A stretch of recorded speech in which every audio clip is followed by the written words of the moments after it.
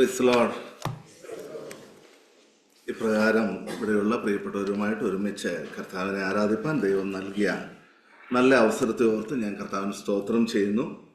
പ്രത്യേകിച്ച് കഴിഞ്ഞ ദിവസങ്ങളിലൊക്കെ ഇവിടെയുള്ള സഭ ഞങ്ങളെ സ്നേഹിച്ചു, കരുതി, ഞങ്ങളോട് കാണിച്ച എല്ലാ കൂട്ടായ്മയ്ക്കും, ഞങ്ങളുടെ വേദനയിൽ, പ്രയാസത്തിൽ ഞങ്ങളെ ആശ്വസിപ്പിച്ച വിവിധങ്ങളെയൊക്കെ ഓർത്ത് കർത്താവിന് സ്തോത്രം ചെയ്യുന്നു. സമയത്തിൻ്റെ അല്പം ഒരു പരിമിതി, അതിന് കുറ്റക്കാരൻ ഞാൻ തന്നെയാണ്. കാരണം എനിക്ക് അവിടെ പോകേണ്ടത് കൊണ്ട് ഇവിടെ ശുശ്രൂഷ വേഗത്തിൽ ഞാൻ ചെയ്യുകയാണ്. അപ്പം അത് ദയവേത് എന്നോട് ക്ഷമിക്കണം. ഒത്തിരി നേരം ഇരുന്ന് സംസാരിക്കുന്നതിൽ സന്തോഷമേ ഉള്ളൂ, പക്ഷേ പരിമിതി എനിക്കുള്ളത് കൊണ്ട് പ്രിയമുള്ളവർ സഹകരിക്കണമെന്ന് ഞാൻ റിക്വസ്റ്റ് ചെയ്യുകയാണ്. 2 വേദഭാഗങ്ങൾ ഞാനൊന്ന് വായിക്കുകയാണ്. ഒരുപാട് മുഖവരൊക്കെ പറയണമെന്ന് ആഗ്രഹമുണ്ട്, പക്ഷെ സമയമില്ലാത്തതുകൊണ്ടാണ്. 2 വേദഭാഗങ്ങൾ ഞാനൊന്ന് വായിക്കുകയാണ്. അപ്പോസ്തല പ്രവൃത്തി 4-ാം അധ്യായത്തിൻ്റെ 33-ാം വാക്യത്തിൻ്റെ അവസാന ഭാഗം. അപ്പോസ്തല പ്രവൃത്തി 4-ാം അധ്യായം 33-ാം വാക്യം അവസാന ഭാഗം ഞാൻ തന്നെ വായിക്കാം. അതിങ്ങനെയാണ് എഴുതിയിരിക്കുന്നത്: എല്ലാവർക്കും ധാരാളം കൃപ ലഭിച്ചിരുന്നു. ഇംഗ്ലീഷിൽ അത് എഴുതിയിരിക്കുന്നത് and abundant grace was upon them all. ധാരാളം കൃപ എല്ലാവർക്കും ലഭിച്ചിരുന്നു. ഒരു വാക്യം കൂടി ഞാൻ ഇതിനോട് ചേർത്ത് വായിക്കുകയാണ്. 2 കൊരിന്ത്യർ 6-ാം അധ്യായത്തിൻ്റെ 1-ാം വാക്യം. 2 കൊരിന്ത്യർ 6-ാം അധ്യായത്തിൻ്റെ 1-ാം വാക്യം. നിങ്ങൾക്ക് ദൈവത്തിൻ്റെ കൃപ ലഭിച്ചത് വ്യർത്ഥമായി തീരരുത് എന്ന് ഞങ്ങൾ സഹപ്രവർത്തകരായി നിങ്ങളെ പ്രബോധിപ്പിക്കുന്നു. അപ്പം ഇവിടെ 2 ഇടത്തും ഒരു പ്രത്യേക പദം നമുക്ക് കാണാനായിട്ട് സാധിക്കും. ഏതായിരുന്നു ആ പദം? ദൈവത്തിൻ്റെ കൃപ. എന്താ ദൈവത്തിൻ്റെ കൃപ എന്ന് പറയുന്നത്? ദൈവത്തിൻ്റെ കൃപ എന്ന് നമ്മൾ ഒരു പക്ഷേ നമ്മുടെ ജീവിതത്തിൽ ഏറ്റവും അധികം ഉപയോഗിക്കുന്ന വാക്കുകളിൽ പ്രധാനപ്പെട്ട ഒരു വാക്കായിരിക്കും കൃപ എന്നുള്ളത്. ഇപ്പം സഹോദരൻ എന്നോട് വിശേഷത്തിന് ചോദിച്ചാൽ ഞാൻ ആദ്യം പെട്ടെന്ന് പറയാൻ പോകുന്നേ കൃപയാൽ സന്തോഷം. ബൈ ഗ്രേസ് ഓഫ്, ദൈവകൃപയാൽ സന്തോഷം. നമ്മളെപ്പോഴും പറയുന്ന ഒരു വാക്കാ കൃപ. കൃപ നമുക്കൊക്കെ അറിയാം, കൃപയാണ് നമ്മളെ ഇന്നും എത്ര പ്രാവശ്യം നമ്മൾ പറഞ്ഞു കാണും കൃപ എന്നുള്ള വാക്ക്. അപ്പൊ എന്താ കൃപ എന്ന് പറയുന്നത്?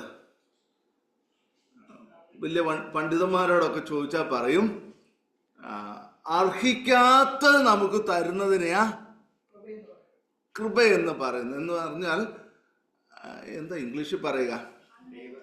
Unmerited favour. ഒരർഹതയില്ലാതെ ദൈവം എനിക്ക് എന്തെങ്കിലും തന്നിട്ടുണ്ടെങ്കിൽ അതിനെ വിളിക്കുന്ന പേരാ കൃപ. അങ്ങനെയാണെങ്കിൽ നമുക്ക് ഒരു അർഹതയില്ലാതെ എന്തെങ്കിലും കാര്യം ദൈവം തന്നിട്ടുണ്ടോ? എവിടെ നിന്ന് ഒരു വാക്ക് പറഞ്ഞു കേട്ടു? എല്ലാം അങ്ങനെ തന്നെയാണ്. ചിന്തിച്ചു നോക്കിയേ, അർഹതയില്ലാത്ത അല്ലേ ഇന്ന് നമ്മൾ അനുഭവിക്കുന്നതല്ല. നമ്മൾ ചിന്തിച്ചു നോക്കിയാൽ ഞാനിവിടെ നിൽക്കാൻ അർഹതയാണോ? നമ്മൾ ഒരു കാര്യത്തിനും നമുക്ക് എന്ത് ചെയ്യാൻ പറ്റത്തില്ല, പോഴാനായിട്ട് പറ്റത്തില്ല. ഒന്നിലും ദൈവം തന്നതല്ലാതെ, ദൈവം നമ്മളോട് കരുണ കാണിച്ചതല്ലാതെ, ദൈവത്തിൻ്റെ ദാനമല്ലാതെ ഒരു കാര്യവും ദൈവമക്കളെ നമുക്കില്ല. ഇല്ലല്ലോ. സംസാരം രാവിലെ പറഞ്ഞു കേട്ടോ, ഏതോ ഒരു സഹോദരൻ ഇന്നോവയുടെ കാര്യം പറഞ്ഞെന്ന്. ഞാൻ പറയട്ടെ, ഇന്നോവയുണ്ടെങ്കിലും സൈക്കിൾ ഉണ്ടെങ്കിലും അതെല്ലാം ആര് തരുന്നതാ? ദൈവം തരുന്നത്. എന്തിനായിരിക്കും ദൈവം അത് തരുന്നത്? ഓക്കെ, നമ്മൾ അത് ചിന്തിക്കുന്നതിന് മുമ്പ് ഒരു കാര്യം നമുക്കൊന്ന് നോക്കാം. ഈ എല്ലാവർക്കും ധാരാളം കൃപ ലഭിച്ചിരുന്നു എന്ന് വായിക്കുന്നുണ്ടല്ലോ. അതിന് തൊട്ട്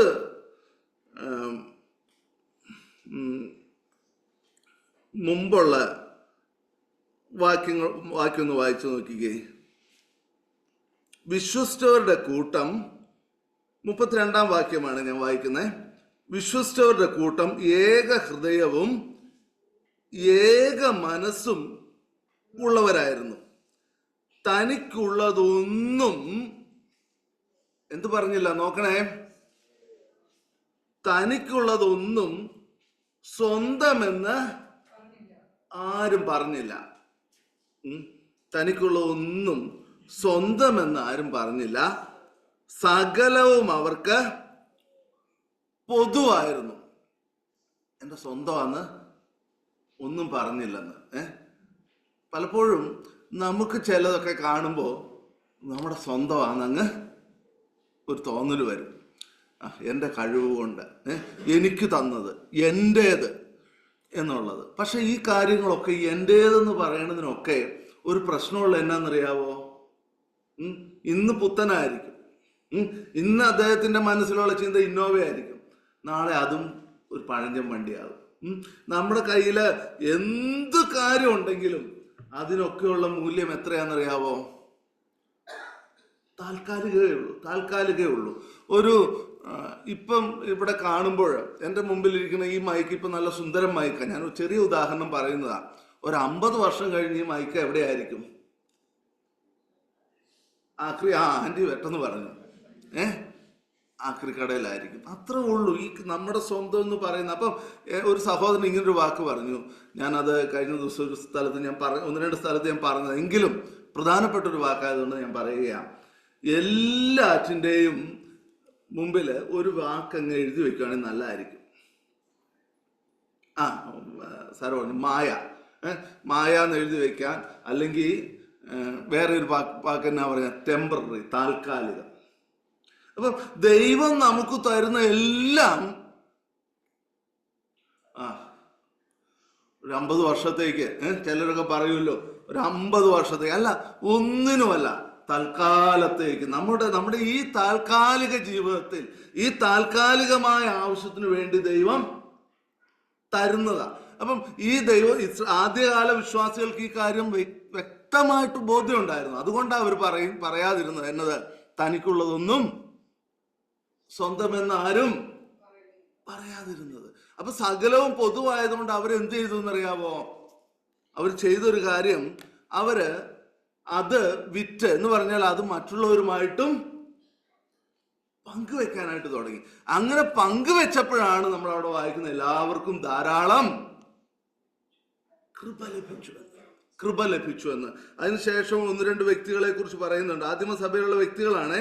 അവരൊക്കെ പറയുന്ന ഒരു കാര്യം, എല്ലാവർക്കും വിവിധങ്ങളായ ദൈവകൃപ അവർക്ക് ലഭിച്ചു. ബർണബാസിന്റെ കാര്യം പറയുന്നുണ്ട്. ബർണബാസിന് ഇഷ്ടം പോലെ സ്ഥലം ഉണ്ടായിരുന്നു. അപ്പൊ ബർണബാസ് നോക്കിയിട്ട് പറഞ്ഞു, ഇത് ബർണബാസിന്റെ ഇനി മേലെ ഞാൻ പറയത്തില്ല, ഇത് ദൈവം എനിക്ക് തൽക്കാലത്തേക്ക് തന്നതാന്ന് ബർണബാസ് തീരുമാനിച്ചപ്പോ ബർണബാസ് എന്ത് ചെയ്തു എന്നറിയാവോ? അദ്ദേഹത്തിന്റെ പേര് ബർണബാസ് എന്നായിരുന്നില്ല, ആ സ്വഭാവം കാരണം ബർണബാസിന് പേരിട്ടതാ. ബർണബാസ് എന്ത് ചെയ്തു? ആ സ്ഥലം മുഴുവൻ കൊണ്ടുവന്ന് വിറ്റിട്ട് അപ്പോസ്തലന്മാരുടെ കാൽക്കൽ വെച്ചു. അത് കാൽക്കൽ വെച്ചോണ്ട് ബർണബാസ് പട്ടിണിയായോ? ഇല്ല. ബർണബാസിന് വേണ്ടത് ദൈവം തക്ക സമയത്ത് ബർണബാസിന് കൊടുത്തു. അങ്ങനെ അവർക്ക് ഒന്നിലും, തൊട്ട് 34 വാക്യം കൂടി ഒന്ന് നോക്കിക്കേ, മുട്ടുള്ളവൻ ആരും അവരിൽ ഉണ്ടായിരുന്നില്ല എന്ന് പറഞ്ഞ, ഉണ്ടായിരുന്ന സ്ഥലവും വിറ്റ് ഒരു വാശിക്ക് ഒരു നമ്മുടെ പണ്ടത്തെ ബാക്കി പറയല്ലോ, ഒരു എടുത്തിയാട്ടത്തിന്, പ്രസംഗം കേട്ടപ്പോ ഒരു എടുത്തിയാട്ടത്തിന് ഉണ്ടായിരുന്ന മുഴുവൻ വിറ്റ് ബർണബാസ് പിറ്റേ ദിവസം തുടങ്ങി പട്ടിണിയും പേക്കോലവുമായിട്ടൊന്നുമല്ല പറയുന്നേ. മുട്ടുള്ളവൻ ആരും എവിടെ ഉണ്ടായിരുന്നില്ലെന്ന് പറഞ്ഞാൽ ബർണബാസ് എങ്ങനെയായിരുന്നു? ഒരു മുട്ടും ഇല്ലായിരുന്നു. ഇനി 2-ാം അധ്യായത്തിലൊന്ന് നോക്കിക്കേ.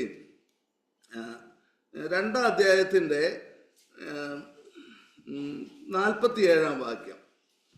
അവിടെ വായിക്കുന്നത്, ഫുഡ് കഴിക്കുന്നതിനെ കുറിച്ചൊക്കെ ഒരുമനപ്പെട്ട് ദൈവാലയത്തിൽ കൂടുവരികയൊക്കെ ചെയ്യുന്ന 46 പറഞ്ഞിട്ട് വായിക്കുന്നുണ്ട്, ഭക്ഷണം കഴിക്കുകയും ദൈവത്തെ സ്തുതിക്കുകയും ചെയ്തു, സകല ജനത്തിൻ്റെയും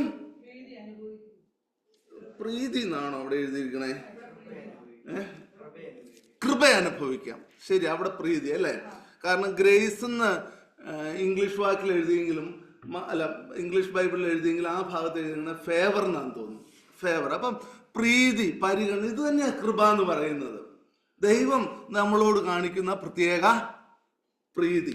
ഓക്കെ, ഇനി ഈ പ്രീതി, ഈ ദൈവകൃപ, നിങ്ങൾ ദൈവം അനുവദിക്കുകയാണെങ്കിൽ ദൈവകൃപ എന്നുള്ള വിഷയത്തെക്കുറിച്ച് ഒത്തിരി ധ്യാനിക്കണം കേട്ടോ. നല്ലൊരു വിഷയമാണ്, നമ്മൾ ധ്യാനിക്കണം. ഇനി ഞാനൊരു കാര്യം പറയട്ടെ, ദൈവം എന്തോരം കൃപയാണ് നമുക്ക് തരുന്നത്.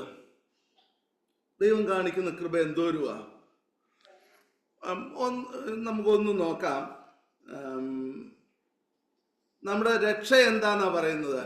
കൃപയാലല്ലോ നിങ്ങൾ വിശ്വാസം മൂലം രക്ഷിക്കപ്പെട്ടിരിക്കും. പിന്നെ വേറൊരു കാര്യം കൂടി ഉണ്ട്. നമുക്ക് ദൈവം പണമായിട്ടൊന്നുമല്ല, അല്ലെങ്കിൽ വലിയ വലിയ മറ്റുള്ള അനുഗ്രഹങ്ങളായിട്ടല്ല, ദൈവം തരുന്നതിനെല്ലാം നമുക്ക് വിളിക്കാവുന്ന പേരാ കൃപ. ആവശ്യമുള്ള സമയത്ത് ആവശ്യമുള്ള കൃപയാ തരുന്നത്. ഇവർ പ്രാർത്ഥിച്ചതും ഈ മഹാപുരോഹിതന്മാർ പറഞ്ഞു, ഈ യേശുവിന്റെ നാമത്തിൽ നിങ്ങൾ പ്രസംഗിക്കരുതെന്ന് പറഞ്ഞപ്പോൾ ഇവർ ചോദിച്ചത് എന്താണെന്നറിയാമോ? മഹാപുരോഹിതന്റെ വായടപ്പിക്കണം എന്നല്ല, മഹാപുരോഹിതനെ വിശ്വാസത്തിലേക്ക് കൊണ്ടുവരണം എന്നല്ല. കർത്താവേ, ഈ വെല്ലുവിളി ഒന്ന് ഓവർകം ചെയ്യാൻ ഞങ്ങൾക്ക് വേണ്ട കൃപ തരണം. നമുക്ക് വേണ്ടത് കൃപയാ പ്രിയമുള്ളവരെ. ഓരോ സാഹചര്യത്തെ നേരിടാൻ നമുക്ക് വേണ്ടത് കൃപയാ. പിന്നെ കർത്താവ് ചെയ്യുന്ന ഒരു കാര്യമുണ്ട്. യോഹന്നാന്റെ സുവിശേഷം 1:16 17 വായിക്കുന്ന ഒരു വാക്കുണ്ട്. നമുക്ക് കൃപമേൽ കൃപ, അങ്ങനെ ഒരു വാക്കുണ്ടല്ലോ ഇല്ലേ? അവന്റെ നിറവിൽ നിന്ന് നമുക്ക് എല്ലാവർക്കും കൃപമേൽ കൃപ. ഇത്തിരി കൃപ തന്നിട്ട് മതി മക്കളെ, ഈ കൃപ കൊണ്ടൊക്കെ ജീവിക്കണം എന്നല്ല പറയുന്നത്. ഇതിന്റെ കൂടെ ഇനി നിനക്ക് വേണോ കൃപ, എങ്കിൽ ദാ പിടിച്ചോ, ഇനിയും ഞാൻ കൃപ തരുക എന്ന് പറഞ്ഞ് കൃപമേൽ കൃപ ആര് തന്നോളും? ഇനി എന്തോരം കൃപ തരും. നമുക്കൊന്ന് നോക്കാം മറ്റൊരു വേദഭാഗം. എഫേസ്യ ലേഖനം 4:7 ഒന്ന് നോക്കാം. എഫേസ്യ ലേഖനം 4:7 നമ്മൾ അവിടെ വായിക്കുന്നത് ഇങ്ങനെയാണ്: എന്നാൽ നമ്മിൽ ഓരോരുത്തന് ക്രിസ്തുവിന്റെ ദാനത്തിന് അത്തോണം കൃപ ലഭിച്ചിരിക്കുന്നു എന്ന് പറഞ്ഞാൽ, കർത്താവിന്റെ ദാനത്തിനൊത്തോണം ദൈവം നമുക്ക് എന്ത് ചെയ്തോളും? കൃപ തരും. അതിന് ആ വാക്കിന്റെ അർത്ഥം കർത്താവിന്റെ ദാനത്തിനൊത്തോണം നമുക്ക് കൃപ തരും എന്ന് പറഞ്ഞാൽ അർത്ഥം എന്നാ? ഇനി ഞാൻ ഇത്തിരി ഒന്ന് ചുരുക്കി പറയാം, നിങ്ങൾക്ക് മനസ്സിലാക്കാൻ പറ്റുന്ന രീതിയിൽ.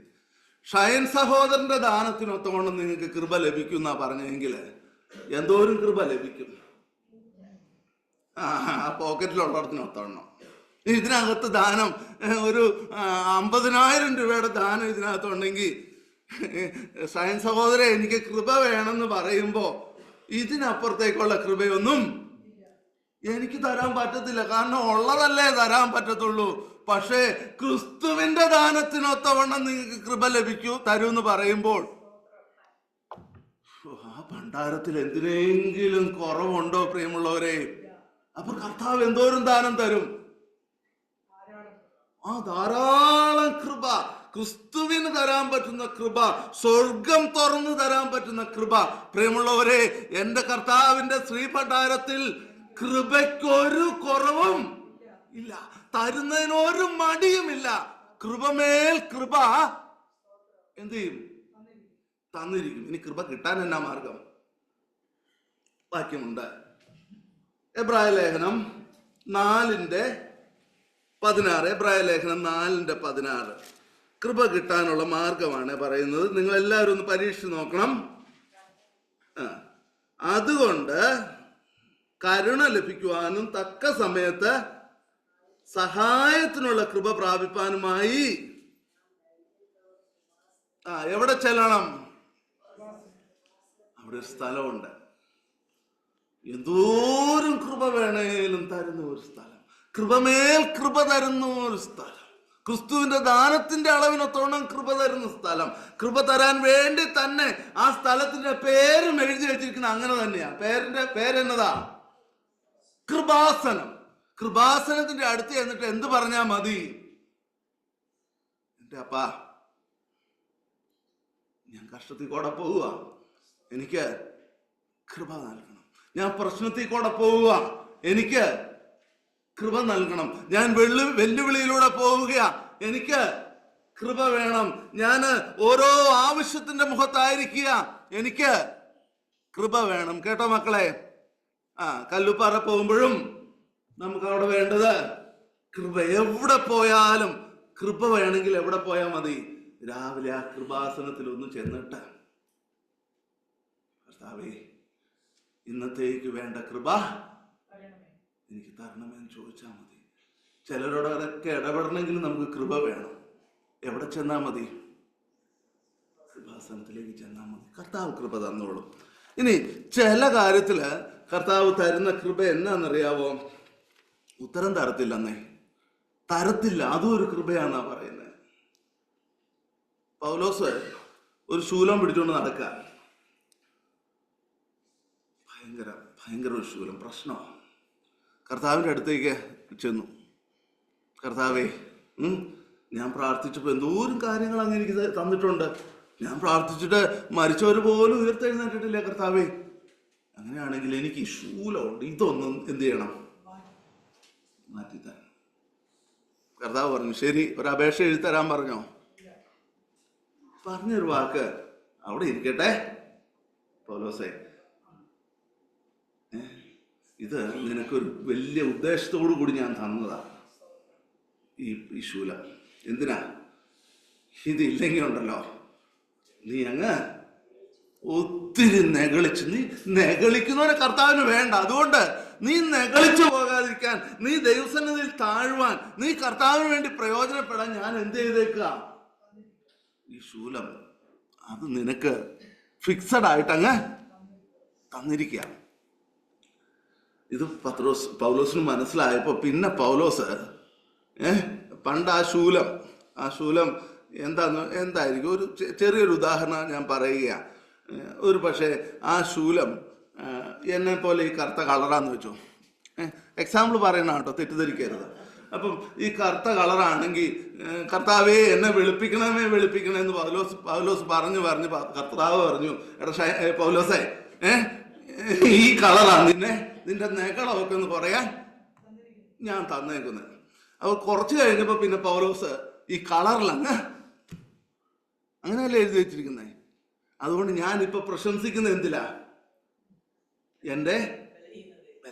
എൻ്റെ ദൈവമേ, ഈ കളറുള്ളവനെയും ഈ കഴിവില്ലാത്തവനെയും അങ്ങേക്ക് എടുത്ത് ഉപയോഗിക്കാൻ പറ്റുമല്ലോ എന്നും പറഞ്ഞുകൊണ്ട് ഈ ബലഹീനതയിൽ, പ്രിയമുള്ളവരെ, ദൈവം നമുക്ക് ചില ഇല്ലായ്മകൾ തന്നിട്ടുണ്ടെങ്കിൽ, ചില കുറവുകൾ തന്നിട്ടുണ്ടെങ്കിൽ, ചില പരിമിതികൾ തന്നിട്ടുണ്ടെങ്കിൽ സ്തോത്രം ചെയ്യേണ്ട അതിനു വേണ്ടിയാണ്. ദൈവം നമ്മളെ സഹായിക്കട്ടെ. ഇനി ഇത്രയും പറഞ്ഞപ്പോൾ എൻ്റെ മുമ്പിലുള്ള സമയം ഏകദേശം തീർന്നു. ഒത്തിരി പറയാനായിട്ടുണ്ടായിരുന്നു, നമുക്ക് സാധിക്കത്തില്ലല്ലോ. എന്നാൽ ഈ കൃപ നമ്മൾ അനുഭവിക്കുമ്പോൾ സൂക്ഷിക്കേണ്ട ഒരു കാര്യം, ഈ കൃപ എന്ത് ചെയ്യരുത്? ഇത് ദൈവനാമ മഹത്വത്തിനാ. വേറൊരു ഭാഗത്ത് ഇങ്ങനെ എഴുതിയിട്ടുണ്ട്, ദൈവകൃപയുടെ ഗ്രഹവിചാരകന്മാരായി അന്യോന്യ ശുശ്രൂഷ ചെയ്തോളൂ. ഞാൻ ആ വാക്യം ഓർക്കുന്നില്ല. അപ്പൊ നമുക്ക് ലഭിച്ച ദൈവകൃപയുടെ ഗ്രഹവിചാരകരാ നമ്മള്. ഇത് ദൈവനാമ മഹത്വത്തിനായിട്ട് ഉപയോഗിക്കേണ്ടതാ. അപ്പം ഈ ദൈവകൃപ എന്ത് ചെയ്യരുത്? വെറുതെ കളയരുത്. ഇത്രയും മനോഹരമായ ദൈവകൃപ, ഇത്രയും ശ്രേഷ്ഠമായ ദൈവകൃപ എന്ത് ചെയ്യരുത്? വെറുതെ കളയരുത്, നഷ്ടപ്പെടുത്തി കളയരുത്. എപ്പോഴാണ് ദൈവത്തിന്റെ കൃപ നഷ്ടപ്പെടുത്തി കളയുന്നേ? ഒരാളോട് ചോദിക്കാം, അനന്യാസിനോട് സഫീറയോടും ചോദിച്ചു നോക്ക്, നിങ്ങൾക്ക് കിട്ടിയ ദൈവകൃപ നിങ്ങൾ എപ്പോഴാണ് വ്യർത്ഥമാക്കി തീർത്തേ? ദൈവസന്നിധിയില് പണത്തിന്റെ കാര്യത്തില് അവിശ്വസ്തത കാണിച്ചു, ദൈവകൃപ വ്യർത്ഥമായി തീർന്നോ? നോക്കണേ, എല്ലാവരും അവരുടെയൊക്കെ വിറ്റ് കൊണ്ടുവന്നപ്പോൾ ഇവരും വല്ല മിടുക്കന്മാരാകാൻ വേണ്ടി എന്ത് ചെയ്തു? ആ വേദഭാഗം നമുക്കറിയാം, ഞാൻ അതിലേക്ക് പോകുന്നില്ല. ഇവർ ചെയ്ത് എന്നാന്ന് വെച്ചാൽ ഇവർക്കുള്ളതും വിറ്റിട്ട് രണ്ടുപേരും കൂടെ നല്ല സ്നേഹമുള്ള ഭാര്യയും ഭർത്താവുമായിരുന്നു. അവര് പറഞ്ഞു, എടിയേ ഇതിനകത്ത് കുറച്ച് എന്ത് ചെയ്യാം, നമുക്ക് എടുത്തു വയ്ക്കാം, പിള്ളേരൊക്കെ വളർന്നു വരുമല്ലേ, എത്ര നാളായി ഈ കാര്യങ്ങളൊക്കെ ഇങ്ങനെ പോകാൻ നമുക്ക് അറിയത്തില്ലല്ലോ, അതുകൊണ്ട് കുറച്ചൊക്കെ എന്ത് ചെയ്യാം, എടുത്തു വയ്ക്കാം. അച്ഛനും അമ്മച്ചും സമ്മതിച്ചു, തീരുമാനിച്ചു, എടുത്തു വെച്ചു. അവിശ്വസ്തയായിരുന്നു. ദൈവം എന്ത് ചെയ്തു? എടുത്തു വെച്ചത് വീട്ടിൽ വരുന്നു, അവര് കുഴിയിലും കിടന്നു. ഞാൻ കൂടുതൽ വിശദീകരിക്കുന്നില്ല. അപ്പം നമ്മൾ എന്ത് ചെയ്യരുത്? ദൈവം തരുന്നതില് പണത്തിൽ അവിശ്വസ്തരാകരുത്. ഇനി കൊരിന്ത്യർ ലേഖനത്തില് ഈ ദൈവകൃപയെ വ്യർത്ഥമാക്കി തീർക്കുന്ന 1-2 കാര്യങ്ങൾ കൂടി എഴുതിയിട്ടുണ്ട്. ഞാനത് വേഗത്തിൽ നിങ്ങളോടൊന്ന് പറയുകയാണ്. ദൈവകൃപയെ വ്യർത്ഥമാക്കുന്ന 1-2 കാര്യം. നിങ്ങളത് പ്രയോജനമുള്ളതാണ്, അതുകൊണ്ട് ഞാനത് പറയുന്നത്. 2 കൊരിന്ത്യരാണല്ലോ നമ്മൾ വായിച്ചത്. 14 വാക്യം നോക്കിക്കേ. 2 കൊരിന്ത്യർ 6:14. അവിടെ വായിക്കുന്നത്, നിങ്ങൾ അവിശ്വാസികളോട് എന്ന് പറഞ്ഞാല് എന്ത് ചെയ്യാൻ പാടില്ല? രക്ഷിക്കപ്പെട്ട ഒരു ദൈവ പൈതൽ, ഞാൻ പറയുന്നത് പ്രത്യേകിച്ച് വളർന്നു വരുന്ന തലമുറ ഈ ലോകത്തിലെ ആളുകളെയൊക്കെ കാണുമ്പോൾ നമ്മളെക്കാളും ഇച്ചിരി കൂടി മിടുക്കരാണെന്നൊക്കെ തോന്നും. കാരണം സോപ്പിംഗ് വർത്താനമൊക്കെ നമ്മളെക്കാളും കൂടുതൽ അവർക്കാ. എടാ മോനെ എന്നൊക്കെ വിളിക്കുന്ന ഇതൊക്കെ അവർക്കാ. പക്ഷേ എന്ത് ചെയ്യരുതെന്നാ വ്യക്തമായിട്ട് ദൈവവചനം പറയുന്നേ. അപ്പം നാളെ കല്യാണമൊക്കെ ആലോചിച്ചുകൊണ്ട് വരുമ്പോ ഒരു കാര്യം ദൈവമക്കൾ ഉറപ്പിക്കണം, ആരോടേ കൂടെ കല്യാണം കഴിക്കാവുള്ളൂ. ഒരു ദൈവ പൈതൽ കല്യാണം കഴിക്കുന്നത്, ഒരു ദൈവ പൈതൽ. കാരണം ഒരു പുരുഷൻ എപ്പോഴാ പൂർണ്ണമാകുന്നേ? സ്ത്രീയും കൂടെ വരണം. കല്യാണം കഴിക്കാത്തവരുണ്ടെങ്കിൽ അതും കൂടെ ഓർക്കണേ. അപ്പം ഒരു പുരുഷൻ സ്ത്രീയും കൂടെ ഉണ്ടെങ്കിൽ അവരാ. കാരണം മനുഷ്യനെ ഏകനായിരിക്കുന്നത് നന്നല്ല. അപ്പം പിശാചിന്റെ അടിമ എന്ന് ഞാൻ പറയുക. കാരണം ഇന്ന് അങ്ങനെയുള്ള വ്യക്തി ആരുടെ ഭാഗമായി തീരരുത്? ദൈവ പൈതലിന്റെ ഭാഗമായി തീരരുത്. കാരണം രണ്ടുപേരും കൂടെ കർത്താവ് കാണുന്നത്. അപ്പം രക്ഷിക്കപ്പെട്ട ഒരു ദൈവ പൈതൽ വിവാഹം കഴിക്കുകയാണെങ്കിൽ ആരെ തന്നെ വിവാഹം കഴിക്കണം? രക്ഷിക്കപ്പെട്ട ദൈവ പൈതലിനെ തന്നെ വിവാഹം കഴിക്കണം. രക്ഷിക്കപ്പെട്ട. അതല്ലെങ്കിൽ ഇത് തന്നെയാ സംഭവിക്കുന്നത്. അവിശ്വാസികളോട് വ്യക്തമാണ് ദൈവവചനം. ഇനി അങ്ങനെ ചെയ്ത വല്ലവരും ഉണ്ടോ? ഒരാളുണ്ട്, വ്യക്തമായൊരു മാതൃകയുണ്ട്. ഒരു മിടുക്കനായിരുന്നു. അപ്പനൊക്കെ ഭയങ്കര ഇഷ്ടമായിട്ട് മോനെ എല്ലാ കാര്യവും ഏൽപ്പിച്ചു. ബുദ്ധിയുള്ളവനാ, കഴിവുള്ളവനാ, സമ്പത്തുള്ളവനാ. പേരെന്താ? സോളമൻ. ശലോമോനെ കുറിച്ച് 1 രാജാക്കന്മാർ 3-ാം അധ്യായത്തില് പറയുന്നൊരു വാക്കുണ്ട്. 1 രാജാക്കന്മാർ 3-ാം അധ്യായത്തിന്റെ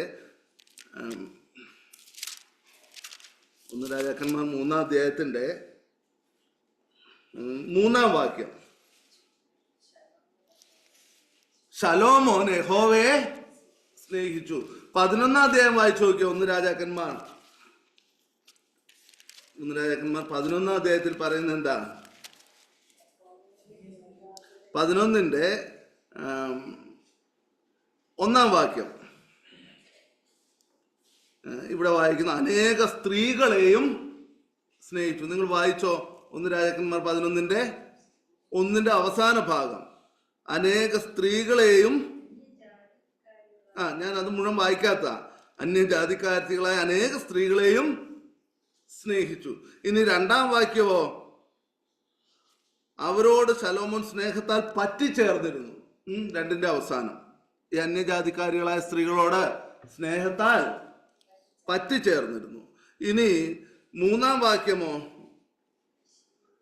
ഈ മിടുക്കനായ ശലോമോനെ അവന്റെ ഭാര്യമാർ അവന്റെ ഹൃദയത്തെ, ഇതാ പ്രശ്നം. അതുകൊണ്ടാ പറയണത് എന്ത് ചെയ്യരുത്? അവിശ്വാസികളോട് അവർ നമ്മളെ കൊണ്ടുപോകാൻ, നമ്മളെ ദൈവകൃപയിൽ നിന്ന് നഷ്ടപ്പെടുത്താൻ മിടുക്കരാ. അതുകൊണ്ട് എന്ത് ചെയ്യരുത്? നഷ്ടപ്പെടുത്തി കളയരുത്. പിന്നെ ഉണ്ട് കേട്ടോ, അശുദ്ധമായതൊന്നും തൊടരുതെന്ന് എഴുതിയിട്ടുണ്ട്. എന്ന് പറഞ്ഞാല് അശുദ്ധമായത് എന്തൊക്കെയായിരിക്കും? അശുദ്ധമായ എന്തൊക്കെയാ? അത് ഒന്നും ദൈവമക്കൾക്ക് ചേർന്നല്ല. തൊട്ടാലുള്ള കുഴപ്പം എന്നാ? കൃപ നഷ്ടപ്പെടും. കൃപ നഷ്ടപ്പെട്ടിട്ട് ജീവിച്ചിട്ട് വല്ല ഗുണമുണ്ടോ? അപ്പം ഇന്നതൊക്കെ ചെയ്തുകൂടെന്ന് ചോദിച്ചാൽ കൃപ നഷ്ടപ്പെടും. കൃപ നഷ്ടപ്പെട്ടിട്ട് ഈ ജീവിതം കൊണ്ട് എന്നാ ഗുണമുള്ളേ? എന്നാൽ കൃപയുണ്ടെങ്കിലോ എത്ര അനുഗ്രഹിക്കപ്പെട്ട ജീവിതമാണ്. പ്രിയമുള്ളവരെ, നമുക്ക് ലഭിച്ച കൃപ വ്യർത്ഥമാകരുത്. ദൈവം തന്നിരിക്കുന്ന ഏറ്റവും വലിയ ദാനമാണ്. നമ്മുടെ കർത്താവിനെ പോലും തന്നിരിക്കുന്നത് കൃപയാല. നമുക്ക് രക്ഷ തന്നിരിക്കുന്നത് കൃപയാല. ദൈവസ്നേഹം നമ്മളിലേക്ക് ചൊരിഞ്ഞിരിക്കുന്ന കൃപയാല. തക്ക സമയത്ത് കൃപ തരാനായിട്ടൊരു കൃപാസനം നമുക്കുണ്ട്. കൃപമേൽ കൃപ തരാൻ നമ്മുടെ കർത്താവ് ഒരുക്കമാ. കൃപ തരുന്നത് എന്തിനാണെന്നറിയാവോ? ഗ്രഹവിചാരകന്മാരായി പ്രയോജനപ്പെടുത്താനാ. സ്തെഫാനോസ് കൃപയെ വ്യക്തമായി ഉപയോഗിച്ച വ്യക്തിയാ. ഫിലിപ്പോസ് കൃപയെ വ്യക്തമായി ഉപയോഗിച്ച വ്യക്തിയാ. എന്നാൽ അനന്യാസും സഫീറയും ശലോമോനും കൃപയെ നഷ്ടപ്പെടുത്തി കളയാതെ ഈ കൃപയുള്ള ഒരു ജീവിതം നയിപ്പാൻ ദൈവം നമ്മളെ സഹായിക്കട്ടെ. ദൈവനാമം മഹത്വപ്പെടുമാറാകട്ടെ.